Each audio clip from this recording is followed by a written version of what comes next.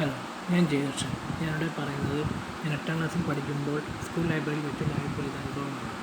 എൻ്റെ സ്കൂളെന്ന് പറയുന്നത് സൗജന്യ ഭക്ഷണവും സൗജന്യ പാർപ്പിട സൗകര്യവുമുള്ള ഒരു പ്രൈവറ്റ് സ്കൂളായിരുന്നു. എൻ്റെ സ്കൂളിന് മുറ്റത്താണ് ഹോസ്റ്റൽ സ്ഥിതി ചെയ്യുന്നത്. ആ ഹോസ്റ്റലിൻ്റെ ഒരു മുറിയാണ് ലൈബ്രറി സ്ഥിതി ചെയ്യുന്നത്. അങ്ങനെയിരിക്കെ ഒരു ദിവസം ലൈബ്രറിയിൽ എന്തോ ശബ്ദം കേട്ട് ഞാൻ ചെന്ന് നോക്കിയപ്പോൾ ആ ലൈബ്രറിയിൽ ആരുമില്ല. ലൈബ്രറി പഴയതുപോലെ തന്നെ. അർദ്ധരാത്രിയായതും കോരിച്ചൊരിയുന്ന മഴയും കാതറപ്പിക്കുന്ന രീതിയിലുള്ള ഇടിമുഴക്കവും. തെരുവ് നായ്ക്കൾ കൂട്ടമായി ഊരിയിടുന്നു. പെട്ടെന്ന് എവിടെ നിന്നോ ഒരു ചെറുകിട ശബ്ദം ഞാൻ ചുറ്റും നോക്കി. ഒരു സ്ത്രീ അവിടെ അങ്ങും ഇങ്ങും ഉലാത്തുന്നത് കണ്ടത്. പിന്നീട് നോക്കുമ്പോൾ ആ സ്ത്രീയെ കാണുവാനില്ല. പിന്നീട് നോക്കുമ്പോൾ അത് അപ്രത്യക്ഷമായി.